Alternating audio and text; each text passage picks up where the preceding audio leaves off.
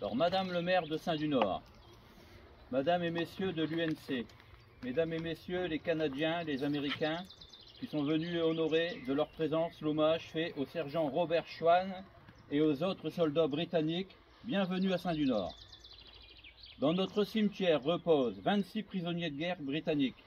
Il s'agit des militaires dont les noms suivent: le lieutenant Dawson, le private Rice, le rifleman Plant, le private Water, le private Mason, le private Hill, le rifleman Knight, le private Evans, le rifleman Gillespie, le private Kay, le private Parry, le private Walker, le private Williams, le private Broch, le private Eaton, le private Worcester, le private Carey, le sergent Walton, le private Evans, le caporal Hemphill, le private Dyers, le private Stowell, le rifleman Klein, le sergent Cruet et le sergent Robert Schwann.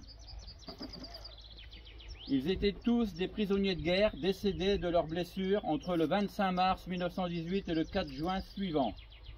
La plupart d'entre eux furent blessés dans l'offensive allemande de Picardie du 21 mars 1918. Pour cette bataille, Ludendorff, premier quartier-maître du maréchal Hindenburg, quitte Spa le 18 mars 1918, accompagné de la section des opérations, pour venir s'installer à Avesnes où le 19 mars, l'empereur Guillaume II les rejoignait avec son train spécial. Le premier jour de l'offensive est un succès pour l'armée allemande, qui capture 46 villages et 160 km² de terre française, soit autant que les Alliés pendant la bataille de la Somme, mais en 140 jours à l'époque, au prix d'un demi-million d'hommes tués ou blessés. Ce 21 mars 1918, donc, l'armée britannique perd environ 38 500 hommes, dont 7 485 tués, 21 000 prisonniers et 10 000 blessés en une seule journée. Les Allemands perdent environ 35 000 hommes, dont 6 778 tués pour cette seule journée. Le feu roulant d'artillerie avait commencé à 4h40 avec 6 263 pièces d'artillerie, canons et obusiers et plus de 3 530 Minenwerfer, ce sont des mortiers de tranchée, sur un front de 62 km. Le sergent Robert Schwann défend avec son bataillon, le 15e Irish Rifle, une position fortifiée dénommée la redoute de Rice Course. Les Anglais se battent valeureusement et résistent encore à midi, alors que les Allemands ayant franchi la première ligne sont alors à plusieurs kilomètres derrière eux. Les 8 bataillons du 18e corps anglais eurent seulement 50 survivants. Donc 50 survivants, faut voir, c'était un enfer pire qu'à Verdun sur la première ligne. Ça bombardait, ça bombardait, ça bombardait. Et dans les 50 survivants, il y en a qui sont repartis à l'arrière, qui ont encore été blessés. Ouais. Dès lors, on peut se faire une idée de l'épreuve subie par eux dans cette zone de combat.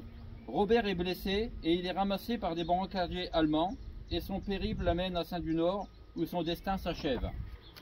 Le souvenir français que je représente ici avec M. Raymond Verhaeghe et son président M. Rombaud à Maubeuge tient à rendre hommage à tous ces braves qui furent les artisans de la victoire finale du 11 novembre 1918.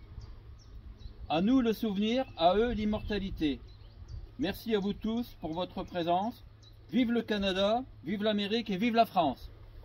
Vive la France.